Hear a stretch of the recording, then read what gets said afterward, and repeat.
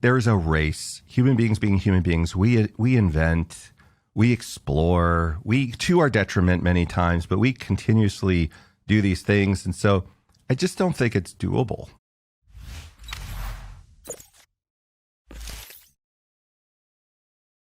Hi, Dave. My name is Joel Beasley. And how are you doing, buddy? I'm doing fantastic. How are you doing?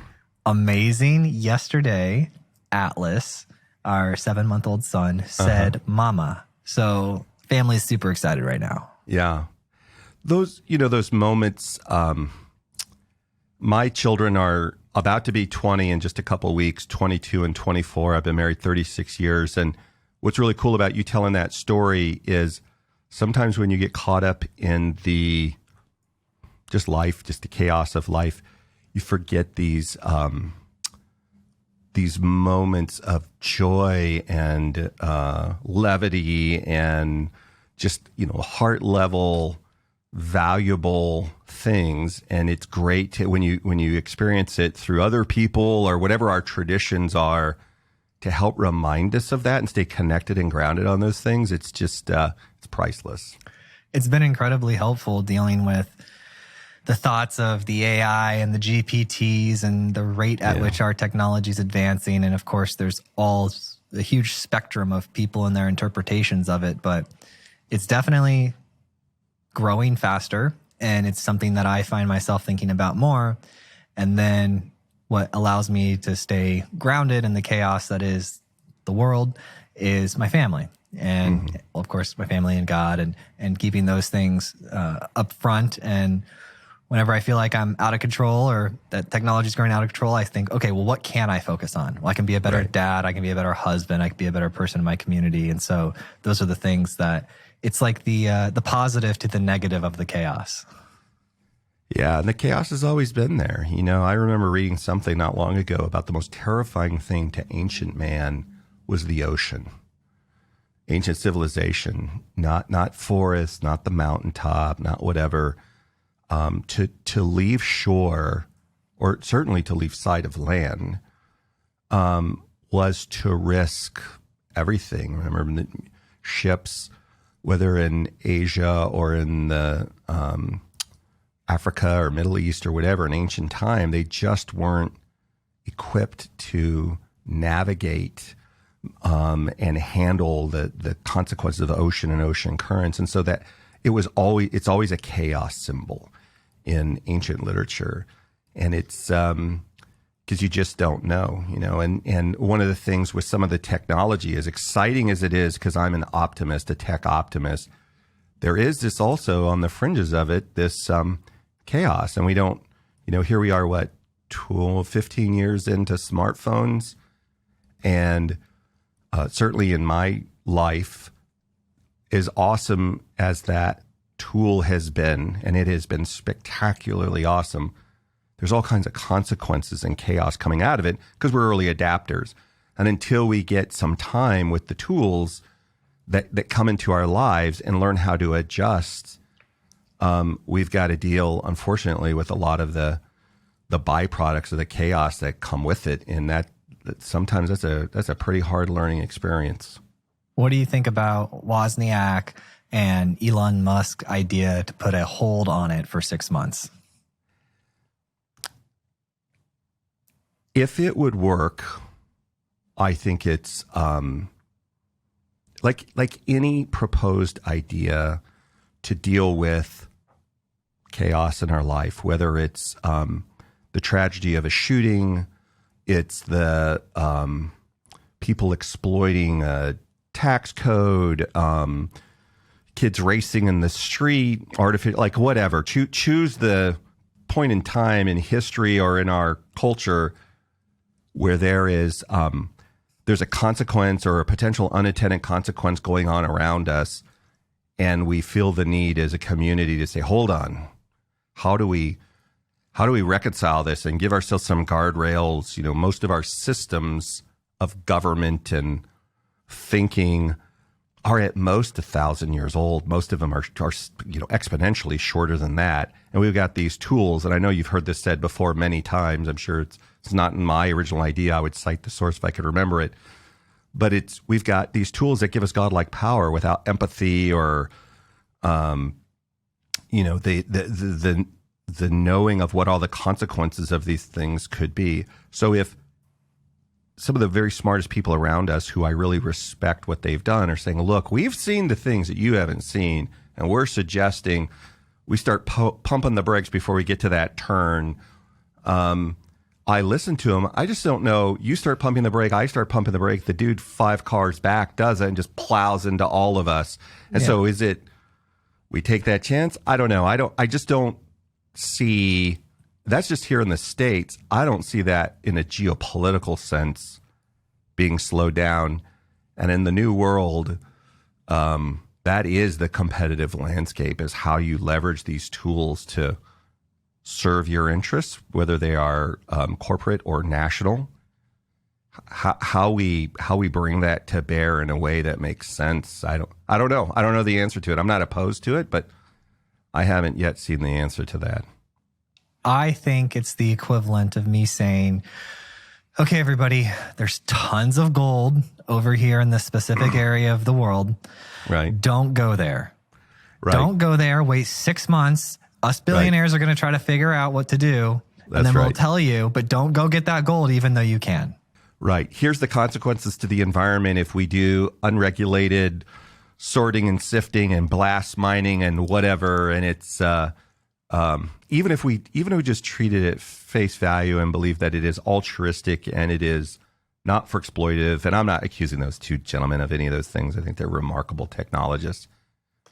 But it's just human nature and that's just within our own communities that we have some influence, or certainly we're part of. Outside of that influence, I mean, it is just there's a race. Human beings being human beings, we invent, we explore, we to our detriment many times, but we continuously do these things, and so I just don't think it's doable. I mean, at the end of the day, I just don't think it's doable. Yeah, and I think they're great people. Honestly, when I first saw it, I said, oh, they're doing this. Well, I think that they're very aware that it won't work. Right. But I think that they're doing it to say that they did everything they can do. Those are, at least Musk, I don't know, Wozniak isn't in the media enough for me to know him through hundreds of hours of interviews, but you can pick up enough on Musk through his raw interviews to understand that this guy thinks like he wants the best for humanity. And I could see that he's got the mindset of, well, we got to do whatever we can do. So if signing this letter is potentially going to help something, then why not? Because, he's got, I don't know if you've read his autobiographies and have followed him for a while, but he went around before he created OpenAI, before he helped fund OpenAI. Mm-hmm. And he tried to talk to governments. He went on panels. He went to the United States government. He went internationally, and he tried to say, like, we need to be aware of this. We need to handle this. We need to put guardrails in place. So this was a while ago, right? Sure. And they just kind of laughed it off. And when he saw that happening, he's like, all right, that's why he threw a ton of money at OpenAI. He's like, well, if we're going to have it, if the genie's coming out of the bottle, it might as well be open and free to everybody. And then look what happened there. Now that's not open. Yeah. Look, the whole world's talking about it. I don't even know why the interwebs did this for me, but last night I came across this interview of all people, Piers Morgan and Richard Dawkins. I would not normally land there. I thought it was actually a very interesting conversation, and one of the things they talked about was the risk of AI getting sentience, and then what happens. And Dawkins, well, he's kind of famous as a what they call one of the modern atheists. He's a biologist. He's a critical thinker. I may not agree with him on every perspective, but he is a critical thinker. I listen to things that he has to say, whether I agree or disagree on all of them. I listen to him, and I thought it was a very interesting conversation. It's not the only time I've heard this. In fact, I've heard this many, many times. The consequence of general AI getting sentience or some other thing. I just, I'm not an artificial intelligence expert. I don't live in this world. I have conversations with people in this world. I don't think it's a near-term thing, but that doesn't mean that in narrow AI and specific applications of AI that that cannot be weaponized and leveraged for not just for human flourishing, but for to the detriment of whatever community it's being pointed at. I just think that there's a kind of like when we invented, whether it's gunpowder or whatever. Do you say, hold on, slow down, let's figure out what we're doing with this thing? How do we store it? How do we make it? How do we transport it? How do we use it responsibly? In the meantime, the people 3 counties away or across the canal are building it like crazy, and it makes you vulnerable. And there are consequences as we learn throughout that. But I don't think anything like sentience or really general AI is anywhere near. Nobody seems to think that anyway. But certainly some of these applications. But it is the new arms race. I mean, it's for sure the new arms race, one of many. Yeah, and I had seen someone, I think they were previously on the show talking about AI, but they referenced back on LinkedIn to when we created, nuclear materials, right? There was immediately guardrails put in place. The difference I see here is that, well, it's not like everybody has the ingredients in their pantry to create nuclear bombs. Right. And so when you want to put up guardrails, it's going to be a lot easier than putting up guardrails on a technology everybody already has the ingredients for. Yeah. Right. It's super difficult. On sentience, I think we disagree, but we don't. So I'll talk about this one. This will be fun. Yeah. When I was hearing you talk, I was thinking, okay, maybe we put too much emphasis on the concept of sentience. And the reason is because it's whether it is yes or no to whatever definition we have of is it sentient, that doesn't stop it from doing all 99% of the things a sentient person can do. Right. Right. I've said multiple times that ChatGPT is smarter than people I used to employ. Yeah. Okay. And it's more consistent and it's more reliable and it can learn from its mistakes. And watching 3 to go to 4 and then 4 to go to 5, I might have gotten bad information. And Josh, you can fact check this in real time, but I believe OpenAI said 5 was going to be considered AGI. So Josh, fact check that before we air it.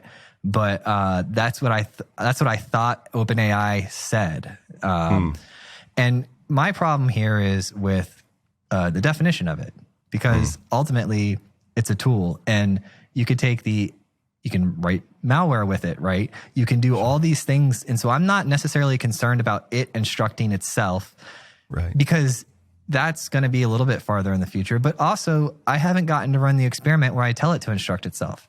And if I tell it to instruct itself on various things, if I say, pick a human profile, like pick a human that's famous, and I want you to mimic them and their actions and replicate it and be the best version of them that you can be, and take any action necessary to do that, it would go ahead and it would fire off based on its capabilities. Now, right now they're opening up the plugin store, so you're going to start to be able to do more things with it by telling it to go places and things like that.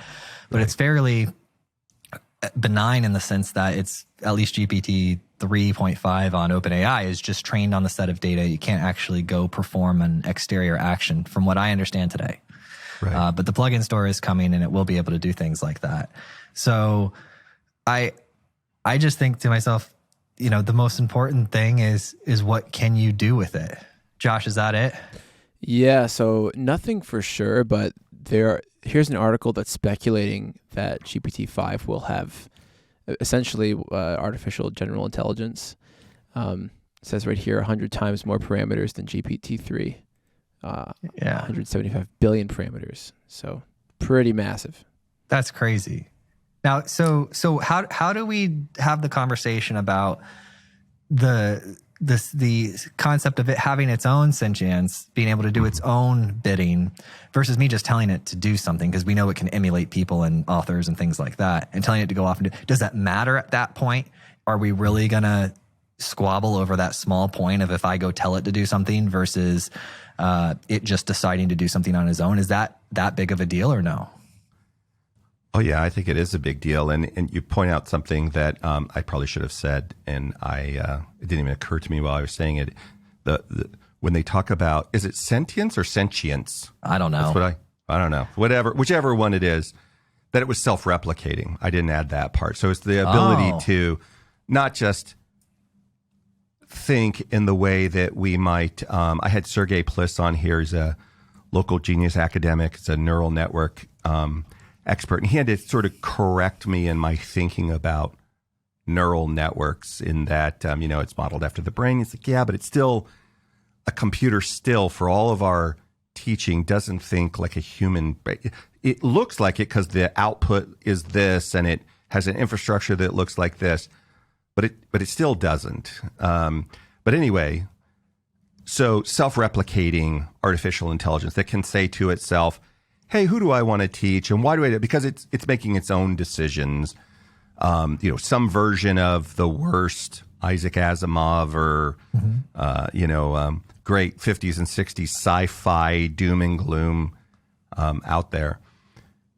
But to your point, look at it. When I look at a tool like ChatGPT, which, by the way, I'm sure you've played with a lot. I was playing with it for a little while. I loved it, and then the world found out about it. And not just it, but all the various OpenAI tools are so much fun. I remember when it shocked me when I got DALL-E to make, I can't even remember what my description was now, but it gave me 4 or 5 choices. And one of them I liked so much, I wanted to find somebody to make that for me so I could frame it and put it in my house. Like the art that it made, the image that it would make, just evoked so many emotional responses in me. I thought it was amazing, just absolutely beautiful. And this thing guessing, trying to follow my direction, created it. I just thought that was remarkable. It's only going to get better and more interesting as time goes on. But on this topic, we just don't know what we don't know. As we're figuring it out, and it's all guess for me. I have lots of conversations over the last year, with people that either use these tools are somehow involved in, maybe not OpenAI, but Brian McGurko from Georgia Tech, who leads the Creative Discovery Group and in computer science and has been involved in some world like this through tech for a while. They're super excited and super nerded out, and they see these benefits on how it's going to help humanity, how it helps their students. And in their view, it's nowhere near as, at least in the short term, the consequences of these tools are nowhere near as powerful as the smartphone's impact on learning. That's been a pretty, in many ways, negative impact in learning and in teenager, student psyche and all these other things, mental health. So where we go with this, I don't know, but I feel like certainly we've got to have, as we work on it, we need to have parameters, and as we're disseminating information on how it's helping or harming us get better. But there are nations in the world, like when I was that don't have those parameters, that don't have those guardrails. When I was messing with GPT the other day, I wanted it to I can't remember the question, but I asked some question about, hey, what's your opinion about this? Well, as a model, I can't make speculation on those kinds of things. That's beyond my purview, and my data's too old. There are tools around the world that don't have those checks on them, right? That they're just going and they're offering up information and hypothesis and whatever. That's an imposition that we've applied here through the masters at OpenAI. Oh, you can get around it super easy. Yeah, don't tell me that, because I'll go down that. Oh yeah. All right. Here. I'll leave you. There's 10,000 things I could tell you. I'll leave you with one. You can tell it to act like something to get around it. So if I ask you, I say, okay, what's your views on A, B, or C? It's, I don't have views. I'm a language model. Generic. If you say act like the best marketer in the world, and then answer this question, it'll do it. Wow. Yeah, prompting is the new skill. So we actually used it. We currently recognize it as $100,000 a year in savings to our current business model. Oh, right I out of the believe gate. it. Yeah, for $20 a month. We, got the premium, so it's always available because we start to rely on it. But yeah, to me, I've been spending a lot of time in ChatGPT, and I can't see how. I think what most people think will be here in 5 years will be here within the year. I could see that. So many times we apply, and I don't know why we do this, but if it took me this long to get from here to here, then I'm going to apply some algorithm or some multiplier of that to get to the next leg. I just don't think that. I'm sure you know this. 5 years ago, it was all the rage for everybody to say, in the last year, more data has been created in this last year than in the history of the world. We don't even say that anymore. Like this month, more data has been created. In the data center business that I'm in, we're just watching this. What we thought was a hockey stick before in terms of data creation, data manipulation, it wasn't even barely a blip, it feels like. Now it is full on Atlas V, Elon Musk era rocket, straight up in just data creation, which means then energy consumption, resource consumption, fiber connectivity, like all of these ancillary, all this digital infrastructure that has to support that. And there's no way it's sustainable. Like there's just not enough material in the next 10 or 15 years that we know of today to build out the infrastructure, much less the employees or the whatever to build that out. Because it's, once we get a taste of this thing, to your point about ChatGPT, maybe we can come and tease this out a little bit more later. But I just discovered this last week. Somebody kind of told me what they were experimenting with. And when I got back here, I started messing with it. So I've got to host Dan Kokotov, who's one of the founders at Rev AI. Okay. I've messed with Rev AI, which is a great talking to text tool. And I've messed with Otter. I don't know if you're familiar with Otter AI. And here's what I do. I take my recordings. So you take this recording that we're going to make today, and I upload it to Otter, for example. Otter ingests it and runs through and timestamps everything. Now I have to go through, I'd say it's probably 70% accurate. You may use a similar tool. It timestamps it identifies the voices. And so I have to tell it that's me and that's Joel. But once I do that, it's got it for the rest. And every now and then it'll miss because of an accent or the quality of the recording. It'll miss a word. But basically it does this really cool transcript. Then I take the transcript to ChatGPT and say, summarize this transcript of the conversation between me and Joel. And it can't handle all of the words yet. GPT-4 should be able to do many more thousands of words. Our conversations at an hour and a half tend to be about 15 to 18,000 words, somewhere in that area. But you can then, so what it does is, it's not, I don't feel like I'm cheating. It's not teaching me anything new, but instead of manually re-listening to my conversation, timestamping it, summarizing it, Otter does this for me in 20 minutes. And then I break it up into bite-sized chunks for ChatGPT and go to it and say, take this transcript between me and Joel and summarize this section. And when I'm done with it, I have, 5 of those, because it'll do about 3,000 words at a time. Then I take that, put that back into ChatGPT, because it can't take all 16,000 words, but it can take this summary, which is now about 2,500 words, summarize this summary.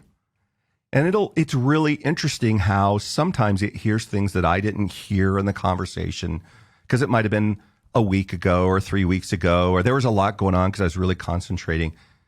For all of these reasons, these tools are amazing. I was part of the conversation. I researched just like you do before you have your guests coming on, what we're going to talk about. But what this tool does is it helps me to organize my thoughts on what are the snippets out of this. It saves me so much time, to your point about saving revenue or costs in your business. And it helps to distill it for me. Now, it's not telling me which of these 12 points or whatever are valuable. I decide that. But it is absolutely a purpose fit, these tools to accomplish that for me. I cannot wait to see how these get smarter and help me to get better at this post-production.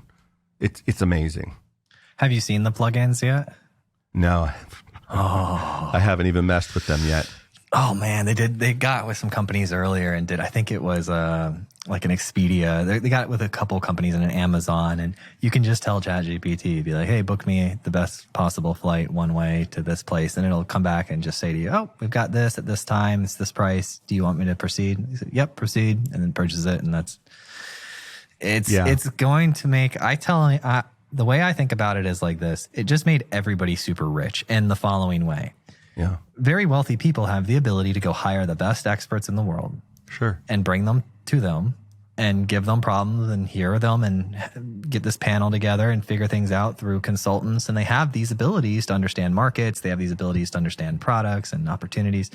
We just gave that to the 13-year-old kid in Pakistan, which is beautiful, because now we're going to get better things faster. And so here's the premise of the basis of my argument for why it'll come way faster than most people know is distilled in the following short story. Okay. Let's say that you have this girl named I think her name was Ariana, but they're resurrecting woolly mammoths. Okay, they're using DNA to resurrect woolly mammoths. Well, that's a small community. There's a lot of research in different countries and different languages around all the different areas of research and knowledge you would need to have. And so you get these bright people together, whoever has the most money to bring the brightest people together to understand the research and interpret it and start building on top of it, because they're trying to solve a problem. How do I get the DNA to do this? Or how do I get the system to do that? And so there's this big time delay in gathering that information or finding these experts and coming to this research. Well, now I can take every piece of research ever in existence, put it into a custom fine-tuned model, and then talk to it like it's a person in my lab. Right. And we can all do that immediately overnight. It can happen right now today. You can take all the cancer information in the entire world, the entire corpus of cancer information text and every radiograph in the entire world, put it into go boot up a model, put it into the model, and then you can say act like House from the show, and then I've got questions for you now, and then you ask the questions, and it'll, based off of all of that knowledge, it'll give you the best answers it could possibly give you. Now, is it perfect? No, I wouldn't say anything's perfect, but is it 90% there, 99% there? Yeah. And what that'll do is it'll allow, in every little crevice of our society, in every complex problem we're trying to solve, from quantum computing issues to doing things with our DNA to finance, all these areas will start progressing so incredibly fast, because no longer will these experts be financially or time-wise dependent. Like, you can have the world's best expert on this thing interacting with you virtually immediately, and that'll allow you to make progress and innovate so much faster than ever before. Yeah. I love the potential of it. I don't disagree. Where I catch myself is, so let's just first talk about what, in the areas that I agree, and I just think it could be so remarkable. Imagine when we have this thing, so I'm imagining the best version of this, where it is benevolent, where, it one of the things I do like from ChatGPT is it will say, hey, look, here's what I think the benefits of this thing are. It's obvious that it's been told to do that. Here's what I think the benefits are. But there are people who don't agree with this assessment, and this is where they would think these areas are negatives, and here's why. So I appreciate that, and I like to see that. I love the idea of, whether it's in healthcare or whatever, but how cool would it be that says, hey, look, we've uploaded your DNA profile through blockchain or whatever mechanism. It's secure. Nobody else can exploit it. It's, so somehow we've got quantum encryption around it, and it's protected. And so this is the best version of this. And so it says, hey, look, your profile is, you love savory foods, and you love this. These are the things. Do you agree? Is this how you like to eat and how you move? And yeah. Well, your DNA says your risk profile for these diseases or these circumstances looks like this. So what we're going to do is we're going to feed to your cooking unit, whatever it is. We've got all the amino acids over here to assemble the peptides and the things we need to make food for you that satisfies your palate, that satisfies you visually, that 3D print this food. It's amazing. But the combinatorial medicine underneath it is super healthy, tuned for your body type, however you are. I'm Scots, Irish, German, and a little bit of other mutt stuff in there. And I'm just today coming back from my doctorate. I'm like, look, I'm pushing 300 pounds. I had lost 30 pounds. My fighting weight is about 220 because just of my frame. And here it is, over all these years, I've gained all this weight again. And it's just this ongoing battle. Whereas my neighbor has lost about 120 pounds in the last couple of years, just eating a certain way and really really admired. And no extra surgery, nothing crazy like that. I'm like, man, I want that. So to be able to take these tools and say, hey, look, when you get up in the morning, here's your food, here's your beverage. And it's not cardboard. Like, you love it. It satisfies you emotionally and in every way. And at the same time, the microorganisms in it are just working in concert with your genetic code to help you realize the best version of you. Like, in every way, I love the potential. The disaster of it is, like Dr. Wolpe, who I had on here a year or so ago, was saying, he's a bioethicist at Emory, former chief ethics or director of ethics at NASA. He said, man, these are all great things, and I'm very pro AI. But one of the consequences of tools like that now is I hate the West, or I hate some community. And I sit there and ask it, how do I create a bioweapon that bypasses these things, that does this, that has these markers, that targets these kind of people, that, like, how do I have it help me in my mad scientist world to do in my little bitty lab in the back of my house, in the same way that people have music studios now that can make world-class music that you needed a studio for 20 years ago. They can now do this bio stuff. Those are sort of the bookends of the potential of this stuff. And I'm not advocating that we stop pursuing it and investing in it. I think the potential is just amazing, but the risk of it is pretty spectacular as well. And that's the world that we're living in. Well, it's already here. Like, you can already do that. The what's happening right now is that, I mean, what they released this two or 3 months ago to the general public, got an idea, started understanding what language models are. And Josh can correct me if I'm wrong, but I believe ChatGPT, as we know it through OpenAI, is like a 10%. It's like the actual larger parent Da Vinci model. It's like a 10% offshoot of that, tuned for conversational interfaces. So it's like this dumbed down version of the parent model that's specifically tuned for human conversation. Yeah. Well, the parent models, you can just... Here's the one thing there's a couple things that are stopping people, that are making it difficult. The first thing is, if I want to boot up my own model, it's going to cost me about, I think it was $878 a month was the cheapest I could get it booted up, because I needed enough storage. I think I need 48 gigs of memory. What do you mean your own model? Like, you would download the data sets onto some infrastructure and then you don't share it with anybody, just you querying it? Yeah. ChatGPT is a bunch of rules on top of this model. You can just go get the model and you can tell it to build you a bomb. You can do whatever you want with it. Right. But one of the things is hard about that currently is, well, all the people that are serving it up as a service are putting guardrails in place, right? Like OpenAI and Bing and all that. Right. But you can, if you have the money, you can go download it, launch it, and then interact with it and fine tune it however you want. You can do whatever you want with it. Right. So it's not accessible to the 13-year-old in Pakistan, because I don't believe that they have. Right. I don't believe any 13-year-old has the $870 or whatever to float it. Right. But yeah, you can do it. I've spent a lot of time figuring it out on my own, because I wanted what I wanted, Dave, and I talked to some CTO about it, because they were experimenting with it on their office of the CTO team. Right. But I wanted this ability to go click a button and have my own instance that is just the raw open source thing booted up, and I could do whatever I want with it. Right. It actually took me about 2 weeks of researching before I figured out how to actually do it. And after I figured out how to actually do it, as you know, with these endeavors, you start to learn the terminology, and you can ask better questions. Right. Well, there is one service out there that'll actually launch it for you. You just plug in your API credentials for Amazon or Microsoft or whatever server company. It gets the right amount of server size, and then it'll actually install it for you, hook it up with HTTP so you can just talk directly to it if you want.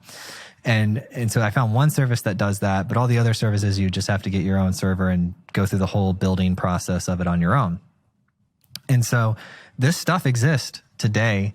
It's going to become more accessible. People are going to figure out how to get this thing to boot up on less memory. It's going to become more efficient, and it's going to become more widely accessible. So we do have a little period of gap where it's not as accessible to people. Right. But as far as sitting there in a biolab trying to get it to help you build a nefarious device, I believe that it's there today and you can do it right now. Oh, for sure. Yeah. And that, I mean, that's all these tools. And so it's, you know, to where we sort of started with this, do we have, regardless of their status as, you know, wealth status or their position as scientists, do we try to slow these things down?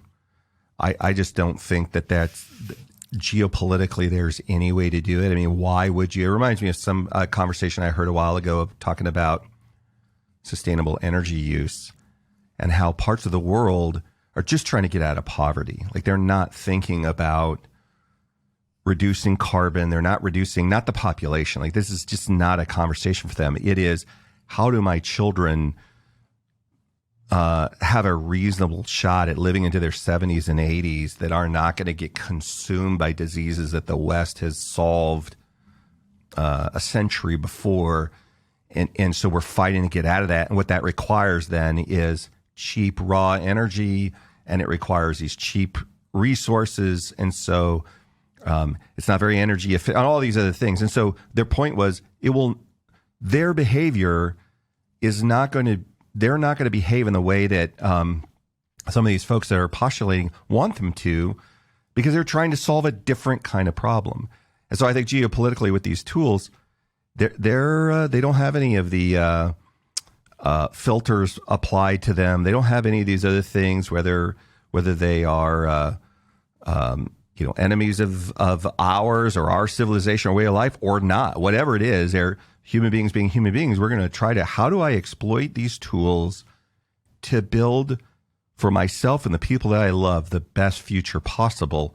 And sometimes that's at a consequence of other tribes. I mean, that's just been human nature. I'm not advocating for that. I think the best version of humanity is when we adopt a larger than our own little narrow rules. We adopt for civilization the self-worth of human beings and the intrinsic value of life. And right, as our founding father says, these rules are self-evident, or these ideas are self-evident.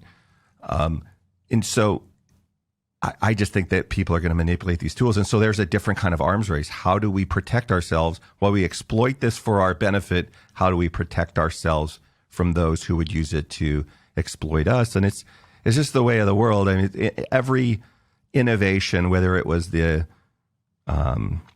Industrial Revolution or Energy Revolution, or pick one up and down throughout history, civilizations have risen or fallen, how they adopt and how they have access to the innovations around them. So I personally am modestly optimistic about the way that it can benefit us in every way that we've discussed, and probably many more. But I am also trying to pay attention to the people who are, sounding the siren bell.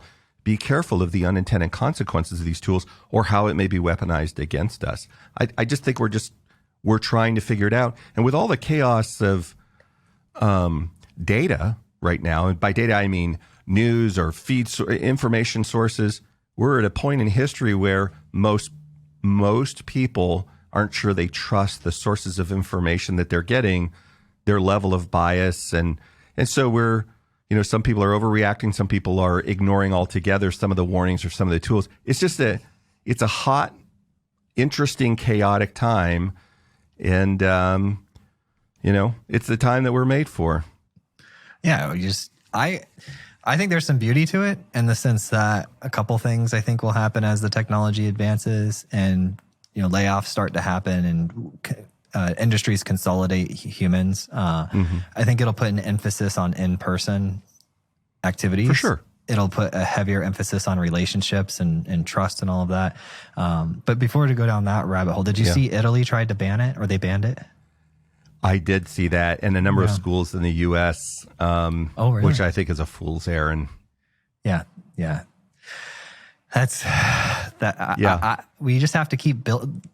If you understand the nature of computers enough to understand that there's no stopping it, then the only logical path forward is to just build a better version of it that good people have access to or control. Yeah, and when you say no stopping it, I'm not thinking of that as fatalistic. Like there's no stopping. There is no stopping, short of us destroying ourselves, us continuing to innovate and iterate. Like that's just, it is, whether it was created in us, it's a evolutionary consequence, whatever it is, that is what we do. And so, but we've seen over and over and over, how are we going to stop? I don't know. Pick an idea. When I was a kid, there was no way you could bring a beverage into the classroom. Like that is absolutely not going to happen. Today, they have vending machines in the classroom. It's and so they just embrace it. The battle was so not worth it, and it's become such a non-issue now. There are still rules within the classroom, et cetera. I mean, just over and over and over, these cultural things of ease of access and all these other things as culture changes, and as whether it's a electronic tool that we're talking about, technology tool, or it's a physical thing around us. I just don't. I think that it's more a matter of guiding and directing and shaping than trying to ban. Banning just is, it's never going to work. I think it's a waste of time. Yeah. It makes me want to do it more. Many times it does. Yeah. It's what was that? Oh gosh, I can't remember. I'm trying to think of an old 80s movie with John Lithgow and crew where he was the pastor. He said, there's no dancing. Nobody can dance. And then the whole high school now has got to dance. Yeah. And it just is, which is not to say there shouldn't be any rules. We had Kendall Hartley on, whose research is, he's a professor at UNLV, and his research is the impact of technology on learning. And there's some really significant negative consequences of technology, in particular the smartphone, with minds that are still being developed and in learning. We're not advocating that there aren't rules and there aren't boundaries, but to say to a nation or a school or a community that this tool is forbidden, you're challenging the status quo, or you're challenging the people within that community to attempt to overcome it. And they always will. They always do. And so I just don't think it's going to accomplish anything. He's more interested in helping direct them into, how do we teach critical thinking? How do we teach how we use this tool? He gave a beautiful example of ChatGPT where he has a student who's just a genius, brilliant person, but comes from a background of a very challenging personal background. So doesn't have a great lexicon, doesn't have a lot of confidence in expressing themselves. They understand the content. They just don't have a great skill. And I think if this is in the area of physics, I don't remember exactly, but they don't have great skill in articulating their thoughts. So they write all their thoughts out. They go to ChatGPT and say, hey, can you help me formulate this into a paragraph or two to express myself? So when they come under review, panel review by other educators, they absolutely can articulate and explain their knowledge of the material or whatever. But this gives them confidence to stand in front of the group and give a brief summary of their opinion or their idea. It's obvious upon questioning, they know the content, but it helps bridge this gap that they didn't grow up with in learning to express themselves. And it's an amazing application of the tool. And so schools will learn how to adapt. I don't think they'll have a choice on how these tools are used in learning, but they'll for sure be used in learning. What are some of the negatives? Because I don't see them immediately. Well, one of the biggest negatives with ChatGPT is with learning, with that professor guy who was talking about how technology or smartphones has negatively impact learning. Well, one of the things is, again, I think, I don't want to put words in Dr. Hartley's mouth, but my impression is, in particular, smartphones. Like he is less concerned about these tools than 20 years in or 15 years into smartphone, the mental health crisis that they see. He was a high school teacher many years ago, a few decades ago, 25, 30 years ago, before he was a college professor. And as smartphones have come into the classroom, it's shifted behavior a number of ways. One, there's a mental health component. I'm not qualified to talk about that, but there's a significant mental health component because, as you know, I know you've talked about this and probably studied this yourself. we're basically in a like war. In fact, there's a book out there that's pretty amazing called Like Wars. And it's we as human beings were conditioned for the like. And so students in particular, teenage students specifically, when their phone vibrates, their phone dings, their phone whatever, whether it's a parent, whether it's another student or whatever, it causes a disruption and they will just turn it off. That doesn't work, drives them to distraction and not have this thing that they're addicted to. The cheating that happens so quickly. So I just took my test. I take a picture of it really quickly. I can disseminate that in just moments. The work that it used to take me to distribute cheating tools, and he goes through a number of things, was a lot more work. It's kind of like we had no such thing as plagiarism from the Greeks until the printing press, because there's no way to monetize your ideas. In fact, a lot of the Greek philosophers loved it if you took their words and made it your own. That's how they could live on in perpetuity. When the printing press came along and you could monetize it and take somebody else's work and you get credit for it, you benefit off of their work. Well, now plagiarism came into the scene. In the same way, some of these tools are the impact that he has seen from a mental health, from a personal integrity, from a distraction and the ability to really do critical thinking for long periods of time. Has his research, it's not just his anecdotal opinion, his research over the last 20 years of this has shown across the globe, not just the US, the consequences of these tools without guardrails. Now, that was primarily for the early adapters. People that have 8-year-olds or 7-year-olds or 15-year-olds with these tools have much stronger control over them now because they have much more awareness of the risk and the applications and how we use them. But for that first 10 years, it didn't exist. And so that's what he means. He's not stop technology. He's just saying these things roll in and they can impact, in particular, the most vulnerable among us, young people whose brains are still being developed, and they're in this very what's the word I'm looking for? Sort of social context that influences how they behave, and almost just this very strong emotional response. It's really pretty interesting. I hadn't thought about it before, but it's a compelling discussion.